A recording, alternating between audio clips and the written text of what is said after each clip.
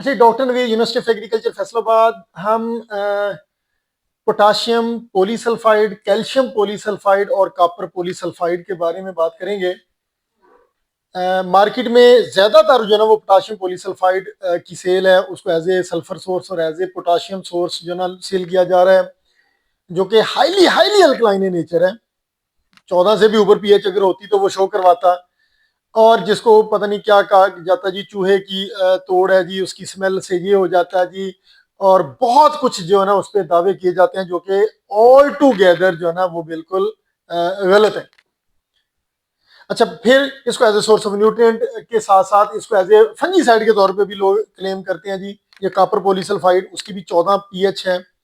Calcium polysulphide, इसकी भी बहुत हाई पीएच है। ये सारी सीरीज जो है ना वो ना किसी भी सूरत में फोलियर का को सोर्स ऑफ न्यूट्रिएंट या को बेहतर हो सकती है, ना ये as a source of fungicide हो सकती है। जैसे एक छोटा सा आपको एक्सपेरिमेंट हम करवाते हैं। लास्ट टाइम अपनी लास्ट वीडियो में हमने दिखाया था कि पोटाशियम पॉलीसल्फाइड की पीएच कितनी हाई है और वो कैसे जमीनों की तबाही है।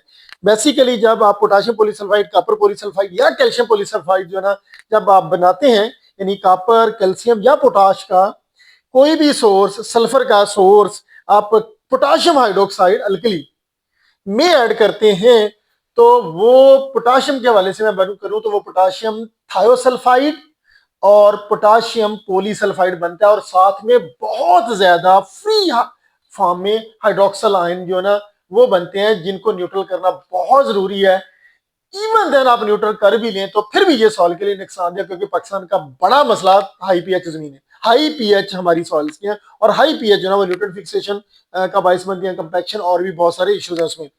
अच्छा, अभी हम लास्ट टाइम हमने डायरेक्ट पीएच चेक करवाई थी, और डायरेक्ट पीएच हमने देखा था कि बहुत हाई, 14 से भी अगर ऊपर कोई यूनिट होता तो हालांकि हमारे पीएच मीटर ने तो 18 तक जवाब दे दिया था। अभी देखें डिस्टिल वाटर में हमने पीएच मीटर रखा है 7 से 7.5 के दरमियान, और मैं जस्ट 1% सोल्यूशन, 1% सोल्यूशन जो है ना उसकी पीएच पोटेशियम पॉलीसल्फाइड का जो हमने बनाया लैब में, उसकी आपको पीएच चेक करके दिखाते हैं वो कितनी है और वो कितना डेंजरस हो सकता है। प्योर तो ही डेंजरस है। अब जस्ट इमेजिन करें, ये क्वांटिटी देखें, 1 ml, 99 ml वाटर, और मैं इसको ऐड करवा रहा हूं जी पोटाशियम पॉलीसल्फाइड का जो वाटर है उसको मैं वाटर में ऐड करवा रहा हूं। यानी हमने इसको वाटर में ऐड किया 1 ml, और 1 ml ऐड करने के बाद 99 ml वाटर, यानी 1% जो सफरी का स्टैंडर्ड है मेथड के, आप 1% जो ना वो आप उसकी पीएच चेक कर सकते हैं, उसको डाइल्यूट करके किसी भी अल्कली को, स्टैंडर्ड्स को। तो जस्ट इमेजिन कि आप देखिएगा, अब मैं इसकी पीएच चेक करवा रहा हूं जी 1% सोल्यूशन पॉलीसल्फाइड का, 14 से भी ऊपर।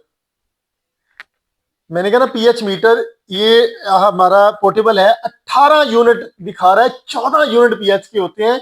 सोचें कितना अल्कलाइन होगा जस्ट 1 ml 99 ml वाटर में।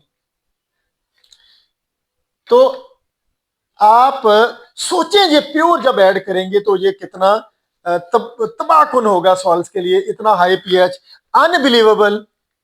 आप देख लीजिएगा कि ये 1 ml 99 ml वाटर में हमने ऐड किया, और ये कितना तबाही है सॉल्स के लिए। खुदा रहा, पोटाश का सोर्स एमओपी एसओपी है, सल्फर का सोर्स हमारा बायोक्टर सल्फर है बेहतरीन फॉर्म में, या आप इसको डायरेक्ट जो ना सॉइल में बेसल के टाइम किसी ऑर्गेनिक मैटर के साथ मिला के ऐड करते हैं, वो स्लोली स्लोली ऑक्सीडाइज हो जाएगा, और साथ में उसमें सल्फर ऑक्सीडाइज में बैक्टीरिया फ्लड करना पड़ेगा। लेकिन ये पोटाशियम पॉलीसल्फाइड किसी भी कीमत पर सॉइल में ऐड नहीं करना चाहिए। ना ये फास्फोरस पोटाश का सोर्स है, ना ये चूहे भगाता है, ना ये फोलियर का सप्लीमेंट है, ना ये फंजीसाइड हो सकता है। ये सिर्फ जमीनों की तबाही है। Thank you.